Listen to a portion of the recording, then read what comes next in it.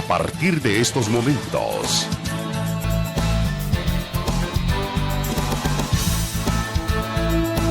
Conversando con Alfredo Villarreal.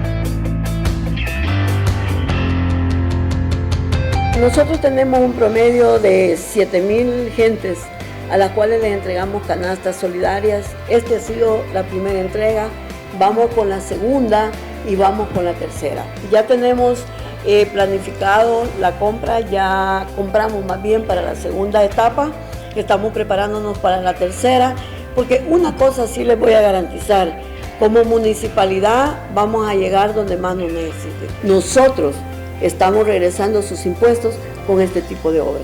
Antiguo, ahora es mejor. Desde el Centro Gripoliógico de Virogrip se pronostican lagrimeos torrenciales y malestar general. Cambia el clima de la gripe con Virogrip, en jarabe, sobres solubles y gel Caps AM y PM. Hola, ¿qué tal amigos televidentes? Qué gusto nos da poderles saludar en esta noche del miércoles 10 de junio. Esperamos que usted se encuentre muy bien a esta hora de la noche, ahí en casita, ¿verdad? Vamos a ver qué es lo que ocurre en los próximos días, si salimos de la cuarentena obligatoria para tener una cuarentena particular, de voluntad, de cuidarnos, porque es necesario seguir combatiendo este mal. Bien, a esta hora le presento a mi invitado, que tendremos temas muy importantes. ¿Cuál es el tema importante? Imaginen ustedes, la alimentación de los salvadoreños, los precios, la economía, cómo es que vamos a afrontar los próximos días, luego de que presuntamente a partir del 16 de junio se abre toda la economía de nuestro país gradualmente.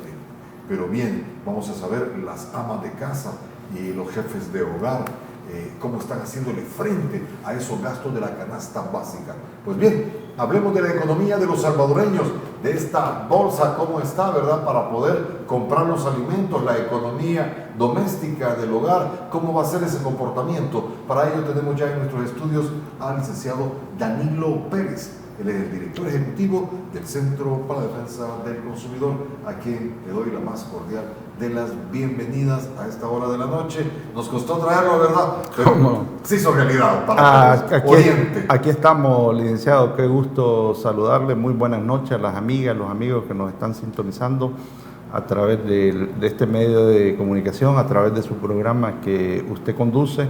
Y por supuesto que sabemos de que es un programa que tiene audiencia en relación en las familias salvadoreñas del país. Ok, perfecto. Licenciado, me imagino, y vamos a comenzar, como dicen, ¿verdad?, por partes. La primera parte, la más importante, porque todos tenemos de alguna manera, licenciado Pérez, el conocimiento que todo ronda en lo político. Dígame usted, la situación política de nuestro país, la confrontación de los poderes del Estado, ¿cómo le ha parecido? ¿Cree usted que influye en los salvadoreños, en nuestra economía? Bueno, yo creo que es importante que la clase política, los tomadores de decisiones, nuestras autoridades que tiene el país, ciertamente tienen que ponerse de acuerdo en función de lo que está pasando actualmente el país. Estamos además en un contexto y en unas condiciones muy críticas, muy difíciles, como el caso del impacto de esta pandemia. La tormenta tropical que vino a afectar al país y además las condiciones anteriores que ya tenía la economía en materia social, económica, que vienen a agravarse en estas condiciones. Entonces, nosotros como CDC, de hecho, sacamos un comunicado de prensa hace ya 2 semanas, donde estábamos haciendo el llamado a las autoridades, nos sumamos al llamado que hizo la Unión Europea en este país, porque yo creo que la confrontación no nos lleva a nada. La confrontación sencillamente lo que viene es a repercutir, a impactar, básicamente diría yo, en las condiciones sociales y económicas de la población salvadoreña. ¿Quién paga los platos rotos? Sobre todo la mayoría de nosotros y nosotras, y con muchísima más dureza la población más vulnerable, la que ya estaba en condiciones con salarios mínimos, deprimidos, deprimentes. Entonces eso sí nos viene a impactar, a golpear, y ojalá que los políticos, los tomadores de decisiones que están en el Ejecutivo puedan ponerse de acuerdo, puedan consensuar las medidas que se necesitan en este país. ¿En qué nos afecta esto que haya esta confrontación? Mire usted que la sala manda a que se pongan de acuerdo la Asamblea Legislativa y el Poder Ejecutivo mediante reuniones, lo citan al equipo de la Presidencia de la República para la Asamblea Legislativa, pero el presidente sale con que reunámonos en el San Rafael. No se han reunido hasta esta hora de la noche. Entonces, ¿en qué nos está directamente eso? Sí, ya estamos perdiendo 2 días, ¿verdad? en esta discusión del dime que te diré, a dónde nos reunimos, a dónde nos ponemos de acuerdo. ¿En qué afecta? Bueno, pues yo diría que fundamentalmente si nosotros caemos en un marco, le voy a llamar, de inseguridad jurídica, pues esto sí tiene impacto dentro de la institucionalidad de todo el Estado salvadoreño, y Estado entendiendo desde las instituciones públicas de gobierno hasta la propia población. Este dime que te diré genera confusión en la población. Yo creo que la población no comprende, se sale el decreto tal, se vetó el decreto tal, entonces eso genera sin duda alguna impacto. Lo que creo yo que es fundamental, y sí hay que tenerlo con claridad, son las resoluciones de la Sala de lo Constitucional, porque si hay un atropello, lo voy a llamar, o hay desviaciones a partir de las resoluciones de la Sala de lo Constitucional, pues el funcionario o un ciudadano o ciudadana pues tendrá consecuencias importantes a partir de la aplicación de la ley, y pueden ser penales, pueden ser mercantiles, etcétera. O sea, y ahí sí creo que sí hay que tener mucho cuidado en las actuaciones que se vayan haciendo, sobre todo cuando vemos y analizamos el marco del derecho. Entonces, las resoluciones o las acciones que nosotros hagamos o nosotras delimitemos, pues tiene que ser en ese marco, porque si no, sus implicaciones son fuertes para la persona. Ahora bien, en la economía de los salvadoreños, ¿en qué impacta este desacuerdo? Bueno, yo diría que en primer lugar tiene que ponerse de acuerdo con el tema de los préstamos, donde están, entiendo yo, algunos de los desacuerdos. Creo que los préstamos en este momento se vuelven fundamentales para reactivar la economía de este país, porque la economía, hay que decirlo con toda franqueza, está pésimamente mal. Las proyecciones no son nada alentadoras y ante eso, si no se inyectan los recursos necesarios para la microempresa, que es de las más golpeadas en este momento por la representación en su participación dentro de los sectores productivos de la economía de este país, pero no solo por la participación productiva, sino además por la generación de fuentes de empleo en este país. Entonces, si no se articulan bien los temas de los préstamos en función de este tipo de inyección que se necesita por parte de la micro y mediana empresa, inclusive algunas empresas grandes, ciertamente que el impacto va a ser muchísimo mayor. De hecho, ya lo es, ya estamos hablando de proyecciones de incremento de la pobreza, ya estamos hablando de desempleo en este país, ya estamos hablando de inseguridad alimentaria y nutricional. O sea, todos los indicadores de carácter social y de carácter económico, inclusive de carácter financiero, lo que nos están mostrando es todo un decrecimiento. Y yo quiero decir que a esto sí hay que ponerle atención. Recientemente el subdirector de FAO para América Latina y el Caribe, el doctor Julio Verdeguer, anuncia que hay 3 países en la región, o algunos países en la región de toda América Latina, que hay que prestarle muchísima atención en materia del crecimiento del hambre, en materia de la inseguridad alimentaria y nutricional. Y en eso menciona a Honduras, a Guatemala y El Salvador. Si bien es cierto, hay un impacto económico de carácter global, pero yo creo que no podemos ni debemos de quedarnos con un discurso de decir sí, toda la economía a nivel mundial se está afectando.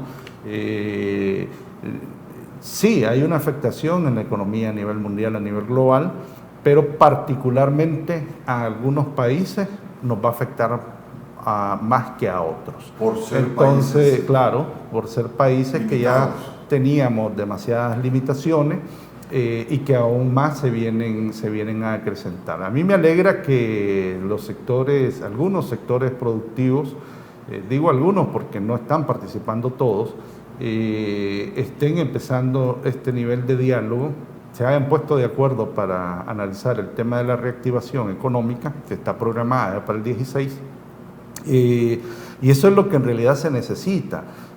Claro, yo entiendo la posición del gobierno y creo que tiene que ser la posición también de los ciudadanos y las ciudadanas, de tener las medidas de precaución, el tema del distanciamiento social, aplicar los protocolos que se necesiten aplicar en materia de protección para la salud, la inocuidad necesaria que se necesita en el manejo, manipulación de los alimentos, pero hay que hacerlo. O sea, no podemos ni debemos de seguir en un proceso de encerramiento total, porque ya en este periodo que ya llevamos de encerramiento, pues ya ahora sí, hasta el mismo gobierno ya ha sentido el impacto en sus arcas, en materia financiera, en las arcas del Estado. Entonces, si esto, hay que pegar el viraje, hay que pegar un golpe de timón, y teniendo las precauciones del caso necesarias. Perfecto, vamos a hablar, usted ha tocado un punto muy importante, los niveles de pobreza, el hambre, y de eso vamos a hablar, amigos televidentes, un campo, un tema muy delicado, que es la pobreza en nuestro país, porque las proyecciones, como dice el licenciado Danilo Pérez, no son nada alentadoras. Vamos a entrar en materia al volver, permítanos. Ya volvemos, conversando con Alfredo Villarreal. Sigamos conversando con Alfredo Villarreal. Estamos conversando a esta hora de la noche, amigos televidentes, con el director ejecutivo del Centro para la Defensa del Consumidor, licenciado Danilo Pérez. ¿En qué y cómo esta pobreza se va a agudizar en nuestro país y cuáles van a ser los índices que usted va a mostrar esta noche? Pongamos atención, amigos televidentes, porque esto sí que llama mucho la atención, los niveles de pobreza, el agudizamiento del hambre en nuestro país a raíz del cese de la actividad productiva. Licenciado. Sí, cómo no. Yo solamente poner en contexto, porque son datos de organismos regionales, poner en contexto que la pobreza está proyectada en un crecimiento total de 214 millones de personas en el ámbito de la región. Eso significa que va a haber un crecimiento en Latinoamérica. Ahí están los datos nacionales, ya me voy a referir a datos nacionales. Pero hablando, sí, pero habrá un incremento del 34.7 en la región latinoamericana. 34.7%. Eso representa 214 millones de personas que entrarán en pobreza total en América Latina y el Caribe, de acuerdo a la CEPAL. 83.4 millones de personas estarán en la pobreza extrema. Es altísimo. Entonces, ahora sí. ¿En qué países? Esto es total a nivel de América Latina y el Caribe. Esta es la región de acuerdo a la CEPAL. Importante señalar los datos que tiene el BID. El BID habla también de las pérdidas de empleo. El BID plantea una reducción en la clase media, pasando del 22 al 17%. Quiere decir que las personas clase media vulnerable, baja, debido a las pérdidas de empleo que se viene, van a caer a la condición o a la categoría de los datos de pobreza total. ¿Por qué? Porque pierden empleo. Entonces, la clase media baja su situación y pasa a engrosar las filas de pobreza. Esto es ya particularmente en El Salvador. De acuerdo al BID, 600,000 personas, ese es el dato del BID, estarían en condición de pobreza. Ahora entramos a datos del país. Atención entonces con estos datos. Sí, ahorita el BID, vámonos con la lámina. Ahí está, por favor, léalo. Ese dato que ustedes ven ahí es de la ESEN. El que estoy dando en este momento es del dato que está hablando el BID de 600,000 nuevos pobres. Pero sin ánimo de hacer alarde, ni lo estamos citando para incrementar las cifras, pero el que preocupa más es ese análisis que ha presentado la ESEN. En la gráfica de arriba podemos observar que personas que no estaban en pobreza suman 4.500.000. Pero con el impacto de los que ya estaban más lo que se va a sumar, vamos a pasar a 3.050.000. Es decir, va a haber un incremento de la pobreza de 1.530.000 según las proyecciones que hace el ESEN. El BID está hablando en su contraste en 600.000 personas en pobreza. Hay otro para El Salvador. Aquí estamos hablando ya de El Salvador. Nuevos pobres. Nuevos pobres. Se estarían incrementando, según el CEN, 1.5 millones de salvadoreños y salvadoreñas. Sin ánimo de ser alarmista, lo cierto es que tanto el BID como otras fuentes, la misma CEPAL, LECEN, pues sí nos están mostrando sin duda alguna el incremento global en materia de pobreza. Hay que hablar del tema del empleo o del subempleo. Si bien es cierto, la tasa de subempleo en este país antes de COVID era de 6.3%, sin embargo ya teníamos antes de COVID 55.7% de poblaciones en una condición de precarización laboral. Si sumamos los 55.7% más el 6.3% del desempleo, podríamos afirmar antes de COVID que teníamos una subutilización laboral del 62%. Es decir, 6 de 10 personas en este país no contaban con un empleo, o si lo contaban, de esas 6, estaban en una condición de precarización laboral. A esto hay que sumar la realidad de las pérdidas de fuentes de empleo que se están presentando en este momento. Dicho en otros términos, lo que nos vamos a encontrar, o ya nos estamos encontrando, pero hablando ya de la apertura económica, nos vamos a encontrar con una mayor precarización laboral.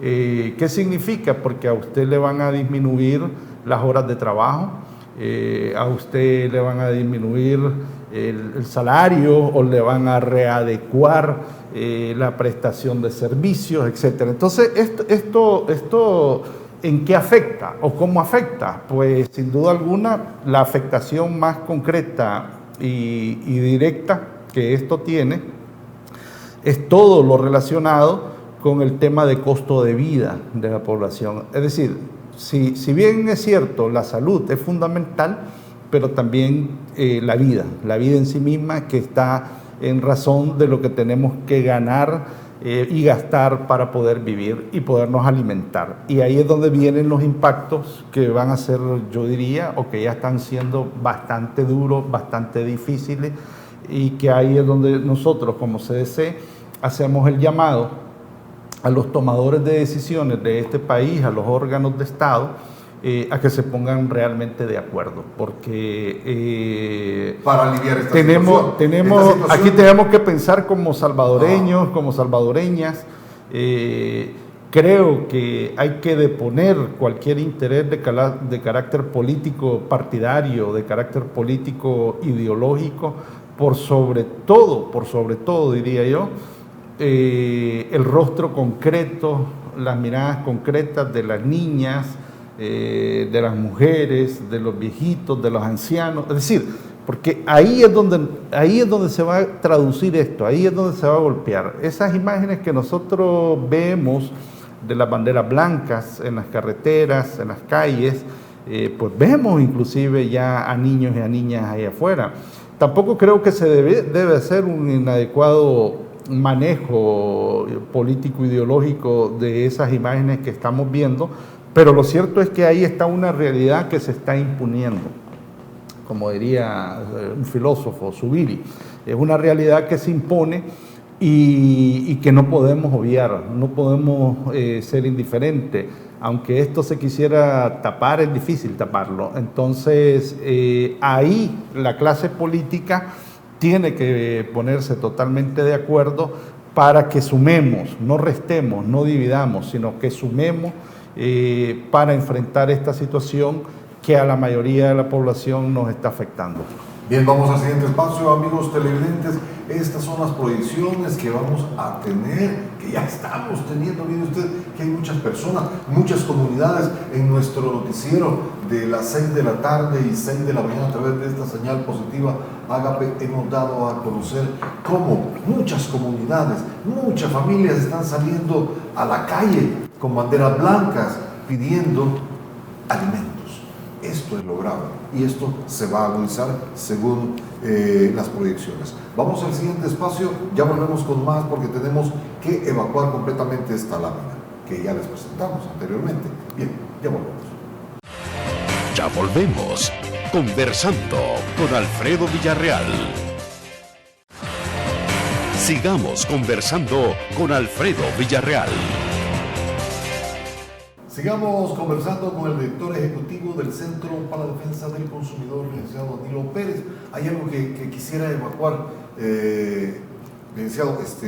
Usted dijo que antes de COVID habían de 10 salvadoreños, 6 que no tenían empleo. Y ahora, con esta pandemia, ¿cómo quedó esta cifra? ¿Aumentó? ¿Cómo? Se están calculando números, proyectando aproximadamente ya entre 200, 400.000. Hay varias fuentes sobre esto. Es alto, son números altos, y sí va a impactar más el dato que he dicho antes de COVID de 6 de 10 personas salvadoreñas. ¿Cuánto aproximadamente mueren de 6 a 10? Eso podría venir a significar aproximadamente 8 de 10, para que tengamos 8 de 10 personas en calidad de precarización del empleo. Entonces, ¿qué pasa? Que eso es un gran impacto, es fuerte la situación, y por eso es que nosotros decimos que qué bueno que se han sentado, qué bueno que están discutiendo, y además animamos que a partir de la apertura económica las autoridades empiecen y abran el diálogo con el sector microempresarial, ¿verdad? Porque este asunto no solo es una discusión de gran empresa, este asunto es una discusión de la micro y pequeña empresa, porque ahí se tienen que empezar a discutir varios aspectos que tienen para analizar todo el tema de la reactivación de carácter económica para dar respuesta a esta gente. Yo sé que ya se están poniendo de acuerdo con los créditos, la idea del financiamiento por parte de Bandesal, los millones que se estarían destinando para crédito a la microempresa, etcétera. Eso es muy bien y ojalá que se concretice lo más pronto, pero el diálogo se vuelve necesario con representantes de estos sectores, así como otros representantes de la sociedad civil, dice Alfredo, porque está bien que las autoridades de gobierno estén dialogando, eso está magnífico, eso lo vemos de manera positiva, pero se tiene que abrir el diálogo a otros sectores y actores de la sociedad civil organizada, no solo con los intereses que están representados a través de las grandes empresas, insisto, también con la microempresa, pero también con instituciones que están y que pueden aportar en este planteamiento. Ahí está la academia, ahí están los centros de investigación, es decir, ahí están varios. Ni tocados tan siquiera. No, todavía no, y a mí sí me parece que deben de estar siendo ya incluidos. Es decir, si estamos pensando con esa lógica de ponernos la bandera en la espalda, en el cuerpo, y decir estamos por El Salvador y debemos de estar con esa perspectiva del Salvador. Óigame, qué frustrante es esto, que de 10 salvadoreños, 8 no tienen empleo. Eso son las proyecciones. Esas son ya las proyecciones. Entonces, ¿qué pasa? Esto no es una frustración para los salvadoreños, su salud mental. Se acuerda que cuando no tenemos empleo caemos en una... Bueno, yo he escuchado distintos tipos de opiniones, he visto muchos comentarios en las redes sociales, algunos, por ejemplo, hacen afirmaciones, inclusive de decir, ya este es un país pobre, ¿qué más da si seguimos siendo pobres? O sea, hay distintos tipos de comentarios que aparecen. En realidad, yo digo que sí importa el tema de pobreza, porque si no, la economía en su conjunto de este modelo económico que tenemos se va a venir a afectar aún más. ¿Qué significa que empeoremos las condiciones de pobreza? Pues muchísimas cosas, porque el tema del ingreso, el tema de los recursos está ligado al desarrollo económico y social de la propia persona, de la propia familia. Esto va a aumentar niveles de delincuencia, esto va a incrementar el deseo de la población de querer migrar. Si ya siempre ha estado este deseo de migrar, según la encuesta del BCR realizada de opinión en el año 2018, por ejemplo, más del 60% de los jóvenes en ese estudio decía que su deseo de emigrar de este país era precisamente en su mayoría por razones de carácter económico. Viene esta realidad, viene esta situación de incremento de pobreza, de incremento de desempleo, pues con muchísima más razón la gente va a querer migrar de este país, los jóvenes. Nosotros no nos podemos alegrar o ser conformistas o decir de que está bien que aumente la pobreza, porque al final se va a tratar de garantizar los alimentos. Yo creo que el Estado, el gobierno salvadoreño, a través de las finanzas públicas del Estado, no está en la capacidad para seguir sosteniendo. Y el claro ejemplo de esto fue, en primer lugar, cuando se dio el bono de los $300 a la población, que tampoco llegó a toda la población. Ahí hubo un quiebre después de los $300, donde se dijo, no, ya no estamos en capacidad, vamos a tirar la ayuda de carácter alimentario. Sí, aparece la ayuda de carácter alimentaria, todavía no está llegando a toda la población, eso hay que decirlo. Nosotros como CDC, que estamos articulados con asociaciones de consumidores y de consumidoras de base en municipios grandes del área del AMS, del área metropolitana de San Salvador, tenemos datos, ahí nomás tenemos el dato de San Antonio Abad de 500 familias que todavía no han recibido ningún tipo de ayuda, y esa es información que manejamos. El caso del municipio de Soyapango, en Zonas, etcétera. Vamos, en esa articulación que nosotros tenemos a nivel local, estamos enterados de cómo está habiendo esto. Entonces, vuelvo a lo que estaba señalando. El tema es que no va a haber capacidad de poder continuar sosteniendo esta ayuda de carácter social. Ya teníamos 200,000 personas en condición de pobreza extrema, con impacto COVID.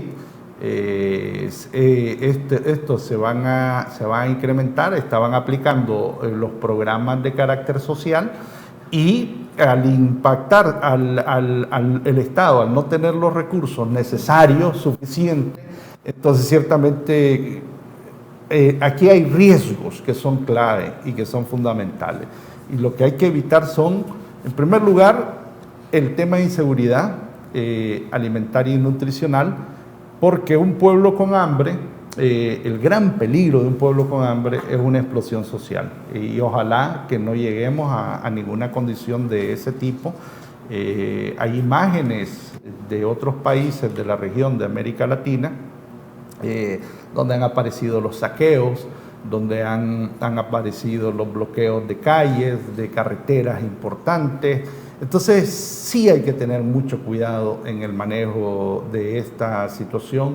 Creo que los llamados que están haciendo organismos internacionales, instituciones extranjeras, creo que hay que ponerle atención. La Unión Europea, por ejemplo, ese comunicado que ha sacado, que ha invitado a los poderes de Estado a que se pongan de acuerdo. Creo que la FAO, los datos que estamos viendo de la CEPAL, los datos que estamos viendo del BID, hay que ponerle atención para que no hayan este tipo de impactos o que se incrementen aún más, aunque ya de hecho impactos hay, o sea, ya ahí estamos refritos, como decíamos. Por ejemplo, el doctor Julio Verde de FAO, él cita un estudio de Perú, y donde menciona que ya el 70%, por ejemplo, de Perú estaba diciendo de que la calidad de sus alimentos había disminuido. Nosotros no tenemos ese nivel de estudio, pero sin duda alguna que nuestra dieta alimentaria ya se encuentra totalmente afectada. Sí, ese tema es importante, es el que vamos a tocar cuando volvamos. La producción de alimentos, la seguridad alimentaria. ¿Para qué? Para que no haya hambre, porque, amigos televidentes, realmente de no haber una seguridad alimentaria con estos fenómenos, tanto del COVID por el cierre del sector productivo, también habrá que ver que bajemos el impacto del hambre en nuestro país. Ya volvemos con la siguiente explicación del director ejecutivo del Centro para la Defensa del Consumidor. Ya volvemos, conversando con Alfredo Villarreal. Sigamos conversando con Alfredo Villarreal.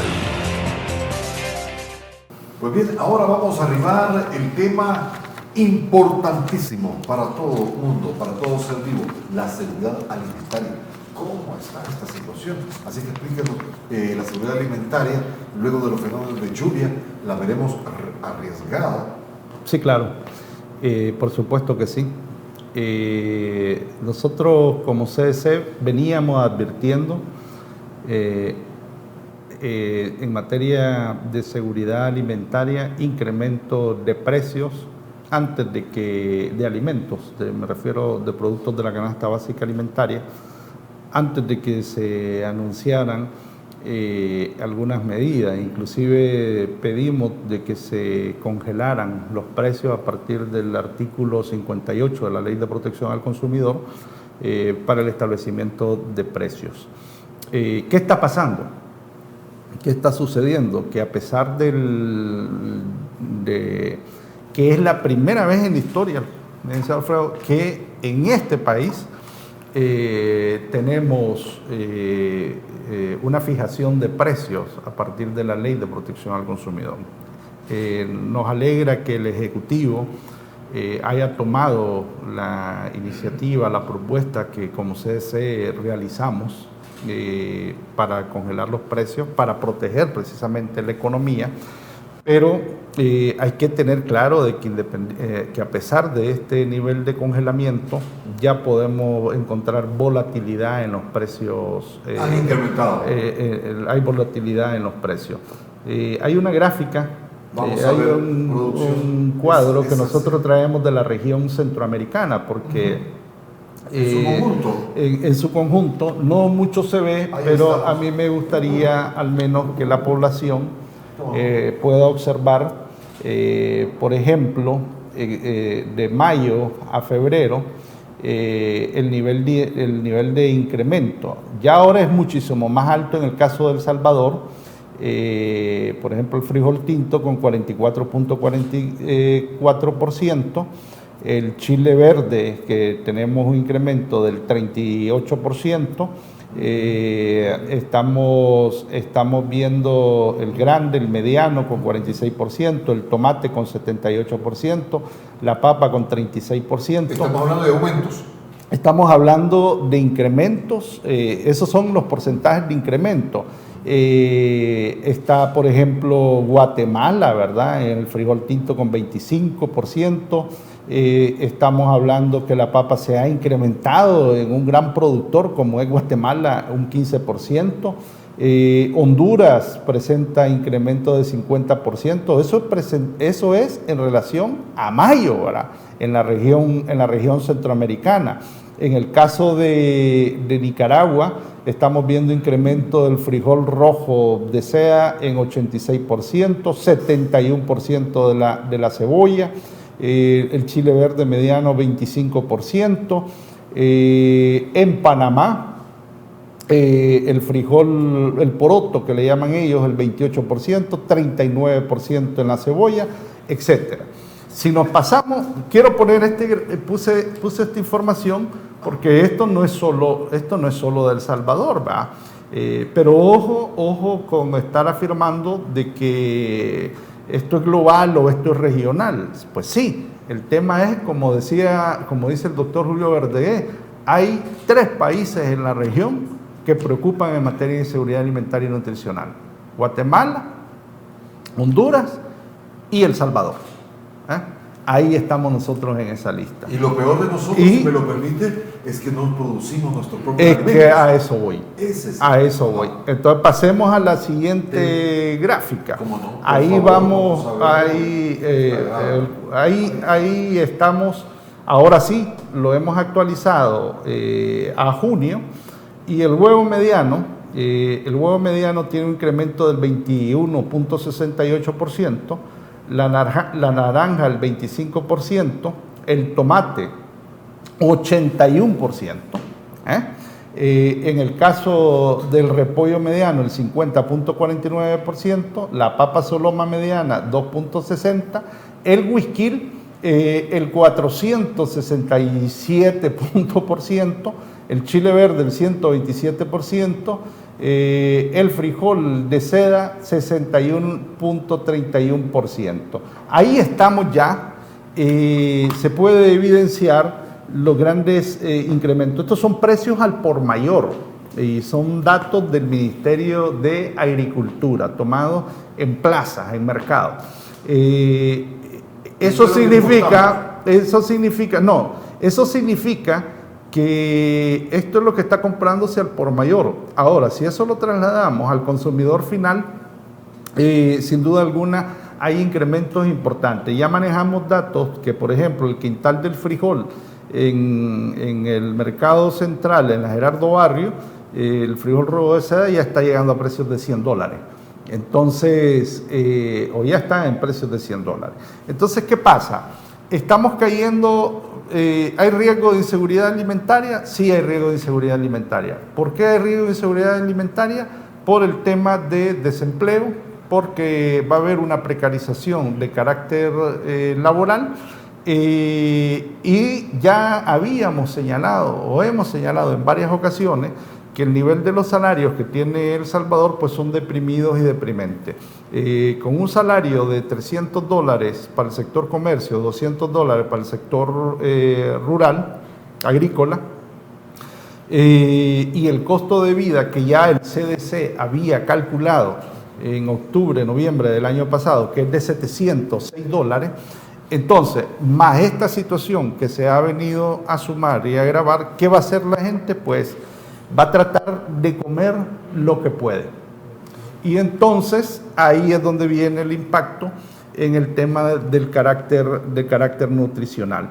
Unas familias van a comer lo que pueden, y otras familias pues ciertamente que ya empezaron a disminuir sus alimentos. Si comían 3 veces al día, ya vemos y sabemos de que hay personas que están comiendo una vez al día, o ya se están saltando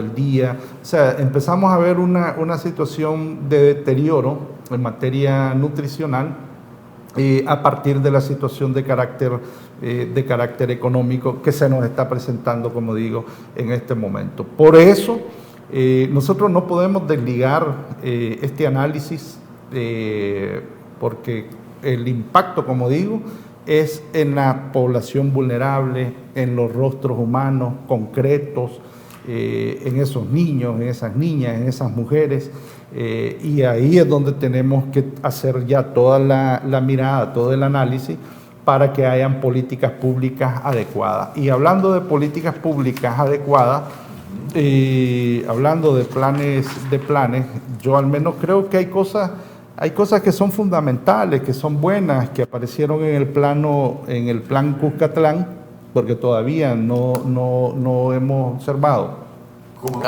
algunos. Esto positivo del plan. Yo quiero.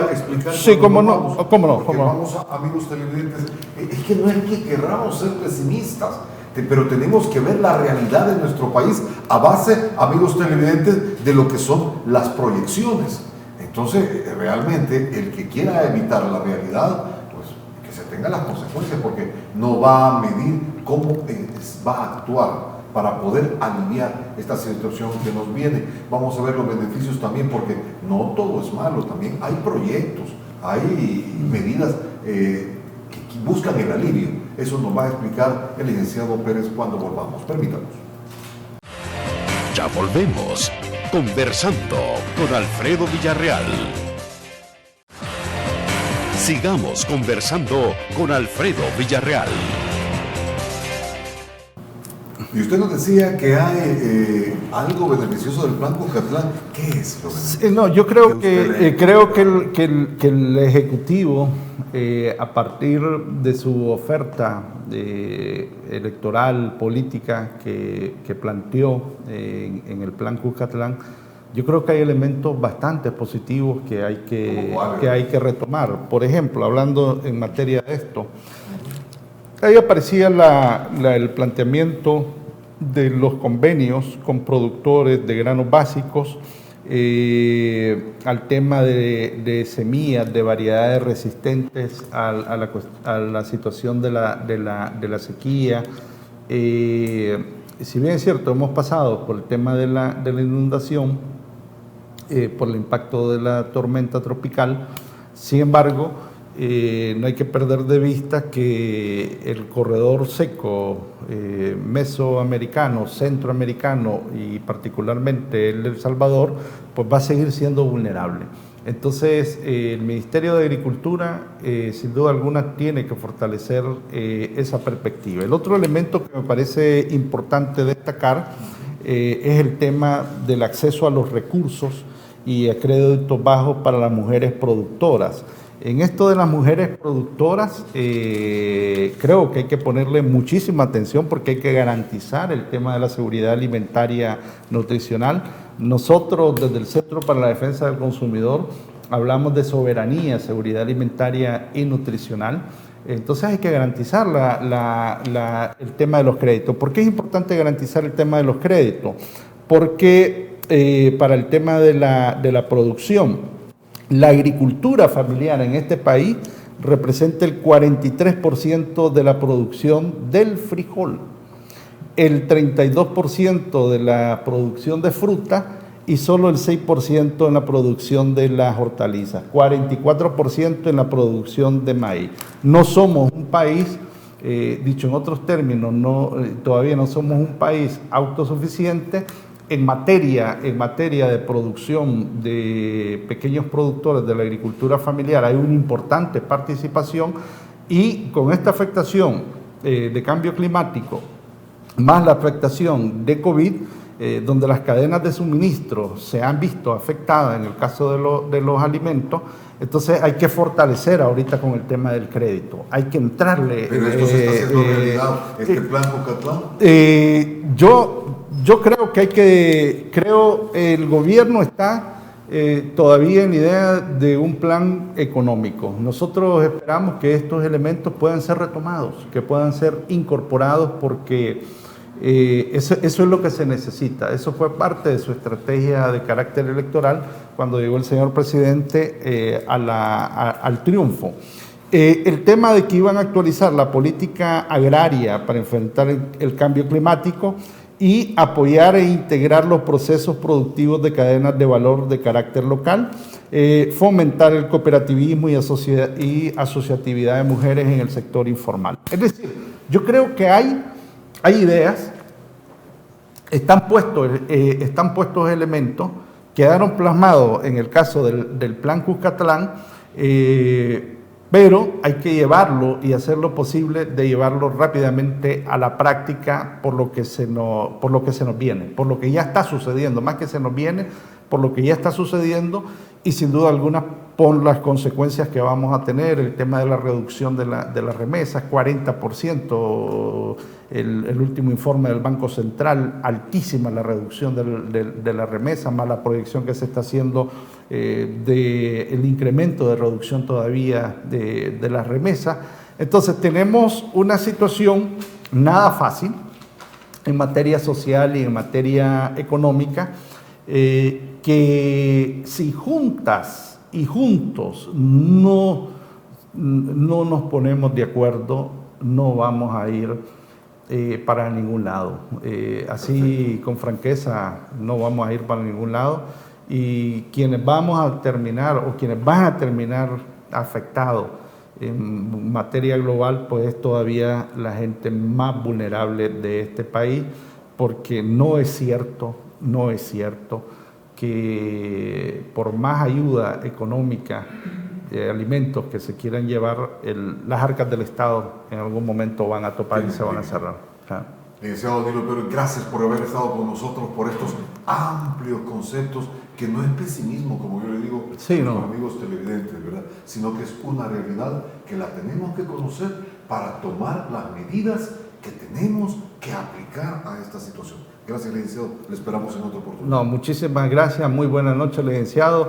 Y de nuevo un cordial saludo a las amigas con el respeto que se merecen a través de este programa y nuestra solidaridad, nuestro abrazo fraterno, solidario como Centro para la Defensa del Consumidor CDC. Bueno, pero sobre todo, gracias a usted, amigo televidente, que ha estado con nosotros durante esta hora. El día de mañana, de seguro tendremos más, si así Dios nos lo permite. Que tenga la mejor de las noches. Desde el Centro Gripológico de Virogrip se detectan abundantes precipitaciones de mocos. Cambia el clima de la gripe con Virogrip en jarabe, sobres solubles y gel Capsa M y PM.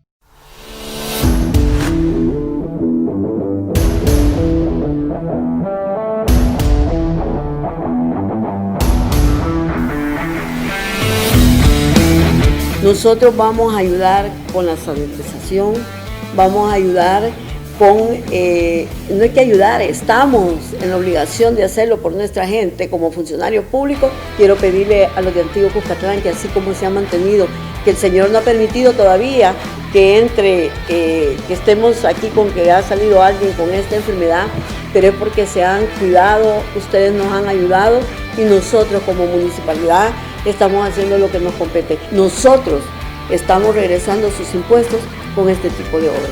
Antiguo, ahora es mejor. Después de esto, usted ya no es el mismo. Gracias por habernos acompañado en Conversando con Alfredo Villarreal.